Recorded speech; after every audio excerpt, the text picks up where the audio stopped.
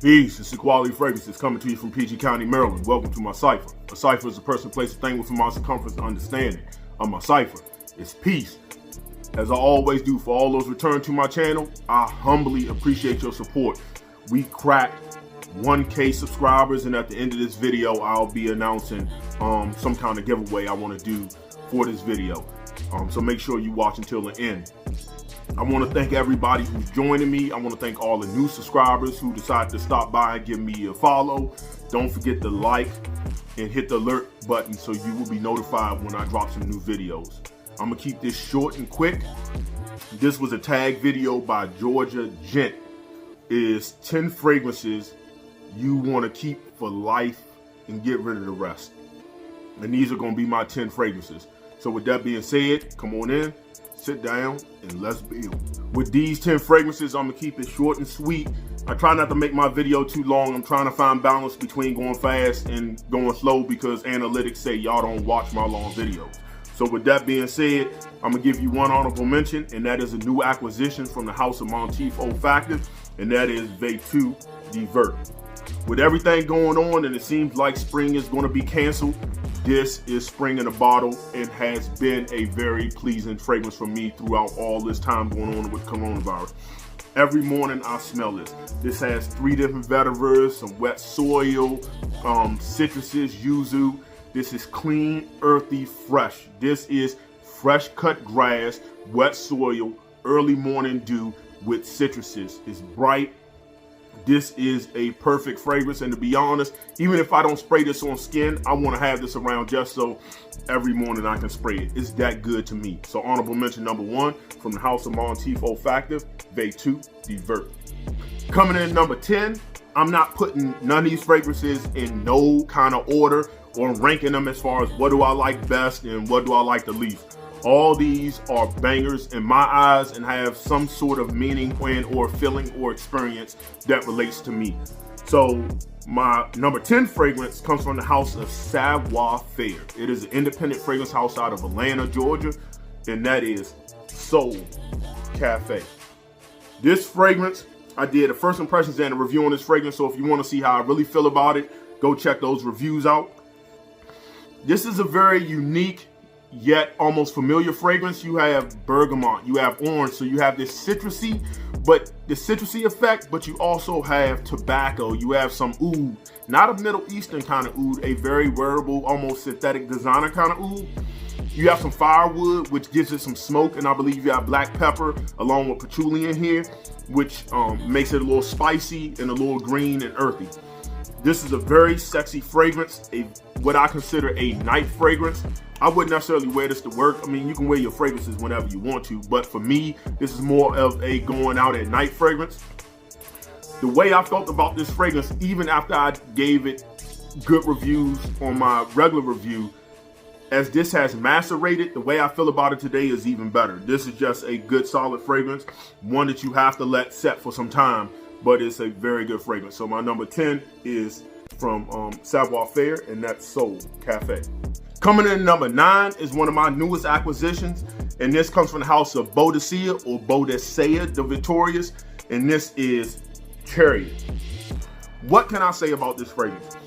And I need to do a full review on this, but basically this is a rose oud fragrance. So you have your rose, you have your oud, you have saffron, you have benzoin, you have vanilla, but this is a very fruity rose oud fragrance because you have lime, you have apple, you have a red berry note in here. What does this smell like? So if you are a fan of Oud Maison, take the fig out though, but if you're a fan of Oud Maison, but you want something with a better, smoother, and lighter composition to it, this is a good fragrance to pick up. If you didn't like Oud Maison and it was a little too feminine for you because all the fruits, this ain't gonna be for you.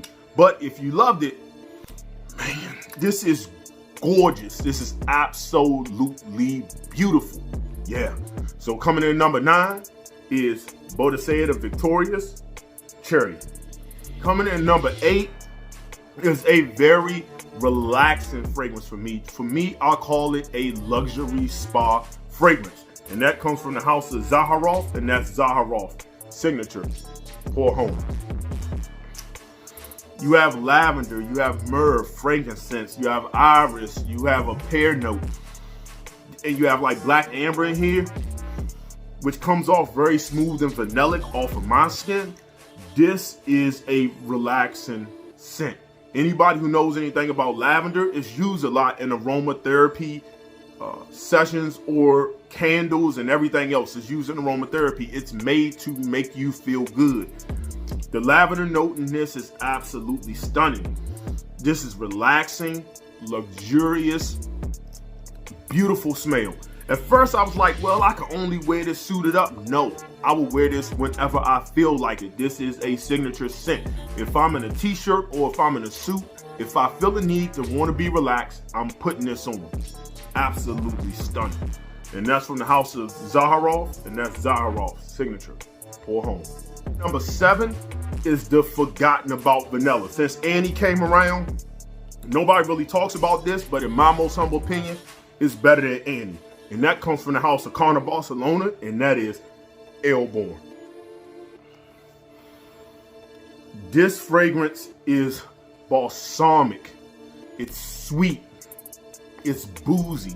It's a little woody. This has sandalwood, musk, Peru balsam. What else? I believe honey's in here. It has fig in here. This is a stunning fragrance. Is it a room filler? No. But it will give you very good sillage, very good performance. I know sometimes people don't really like to play around when it comes to vanillas. They think it's a little too feminine for them. This is one I believe is straight down the unisex line and leans more a little bit masculine to me. Even though, of course, a woman can wear it, anybody can wear anything, to be honest. But this is a vanilla fragrance that I believe men can definitely pull off for those who scared to dap in vanilla. Perfect, perfect. This is absolutely stunning. So my number 7 fragrance is from the house of Carner, Barcelona, and that is Airborne. Coming in at number 6 comes from the house of Diptyque, and that is Eau Duelle EDP. Story time. Listen, some months back, I was going to the dentist to get my regular cleaning. My dentist office is an office of completely 100% women. I put 4, maybe 5, no more than 5. I believe I put 4 sprays on that day. 2 hours later is when my dentist appointment was. So I go to the dentist's office, I'm sitting in the room once I check in, and you know it takes a dentist 20, 30 minutes, like they never show up into the room on time. So it's about 2.5 hours later. This was a skin scent to me. I could barely smell it. When she walked in the room, her words, and I will not lie to you, was, "Golly, you got the room smelling good." I couldn't believe it because I can barely smell it. You will go nose blind to this. The notes you get here, you get bourbon vanilla, some amberwood, ambroxan, and it says rose, but it's really not that detectable. It's more of a woody bourbon vanilla scent. Absolutely stunning. If you are a vanilla lover, this is a must-have. Just understand, you will go nose blind to this. At least I did. So my number 6 comes from the house of Diptyque, and that is Eau Duelle EDP. Number 5 is one of my favorite pickups, one of a few of my favorite pickups from last year. And that comes from the house of Xerjoff Shooting Stars line, and that is Starlight. What can I say about this fragrance? It is a cardamom heavy fragrance. If you love cardamom, this is going to be for you. You're going to get cinnamon in this, so it's very sweet and spicy. You get hit with a nice, beautiful roasted almond. Almost candy-like. You're going to get some woods in here, bergamont's in here, but it's not a major player. And you're going to get hit with amber. Now, amber is a funny accord, and I love amber because amber can come off really resinous. It can come off really vanillic to me, or it can come off boozy, or boozy and resinous, or boozy and vanilla. This comes off really boozy. It's very deep and rich, and it's like a rich boozy vanilla and almond with cardamom. This is a absolutely stunning fragrance. It is almost too good to wear. I don't know when I'm gonna wear this. The only time outside of testing, the only time I'll probably wear this is literally if I'm going to a really, really, really nice event, a nice dressed up event. This is deep, It's rich, it's boozy, and it is luxurious. Man, yeah. My number 5 is from the house of Xerjoff, and that's Starlight. My number 4 comes from the house of Xerjoff, and that is 40 knots. It has notes, but it don't have notes listed no matter where you go. So let me just explain to you what I get. I get a nice Caribbean rum. The best rum is in the Caribbean. Very nice, sweet, ambery, rich. I get ocean breeze, but the breeze coming off the ocean. So it's a little salty, fresh, and wet, if that makes any sense. So imagine being out on the middle of the ocean off the Caribbean Sea, and you're drinking rum, you're on a boat party, you can smell the fresh air. When you're out in the middle of the ocean, you can smell just how the air hits you a little bit different, and you can just take it all in, and you're drinking some of the best rum. That's what you get here. That's what I'm reminded of. Absolutely stunning fragrance. My number 4, 40 knots by Xerjoff. Coming in number 3 is a house that was talked about a couple years back. Nobody really talks about it anymore. And that's from the house of Daniel Josier, and that is Ambre Tabac. This fragrance is such a boozy, rich, sweet, cinnamon apple pie fragrance. You've heard this kind of stuff before. So what is it compared to? It's compared to Ambre Narguilé. It's compared to Wojan by Parfums de Mali, which means it's also compared to 1 Million Privé. To me, I like this better. I haven't smelled Ambre Narguilé, so I can't speak on that. I have smelled Wojan, I smelled CH Man Privé, and I like this better than those 3. This can be found for cheaper than Wojan. So this is one I must have. If I have Wojan, would I necessarily buy this? No, I would use Wojan up before I went out and purchased this, but I like this one better. I like the bottle. I like everything about this better. So for me, this is a must-have. Fall and winter, this bangs. And if you have those other fragrances, you already know. So my number 3 is Ambre Tabac by Daniel Josier. Coming in at number 2 comes from the house of Maison Francis Kurkdjian. And if you aren't familiar with this house or this fragrance, you should be, because I understand everybody who watches these videos may have stumbled across it and may not be fully engulfed into Fragcom. And that is Grand Soir. This is an amber fragrance through and through. You get benzoin, tonka bean, vanilla, amber, labdanum. This is deep, it's rich, it's intoxicating. It is very sensual. It is a very, man, in the fall and winter, this bangs. Very classy. This is a nice scarf. Wear out, dressed up. You're going out to the bar. You're going out on a date. This encompasses all of it. A very well blended fragrance. I can't say enough about it. It is a must-have in my collection, and that is Grand Soir by MFK. Coming in at number 1 comes from the house of Tiziana Terenzi, and this is clearly my favorite fragrance within my collection, period. And that is Laudano Nero. What can I say about this fragrance that I haven't said multiple times? I just need to do a full review on this. But this changes so many different times. It is so multifaceted. It is boozy, resinous, smoky, incense, woods, tobacco. Ooh, man. This has so many dualities to it. This is the refined thug.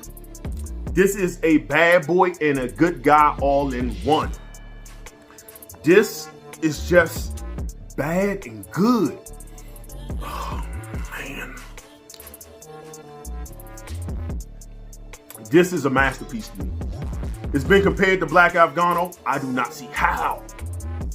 First of all, it doesn't have a cannabis note, but to each his own on that. But besides it being dark, resinous, and woody, this has amber, it has cognac, it has vanilla. Like, it's just sweeter. It's just no comparison. This supersedes Black. I'll wear this before I wear Black Afghano, period. Laudano Nero, number 1. Can't keep going on. So, that is my top 10 fragrances within my collection that I would keep for life. Now, that's what I would do today. In all honesty, this list has changed up a little bit, and I can think of 10 other fragrances that I would like to do the same with. But I had to just get this video out. I was tagged, and I want to get this out for Georgia Gent, who tagged me. So, my giveaway, my 1K giveaway. Again, thank you all for joining me. Unfortunately, this is going to be especially with everything going on, this is a US only giveaway. I'm going to give y'all an opportunity to pick out 3 of the fragrances I listed to get 5 ml samples.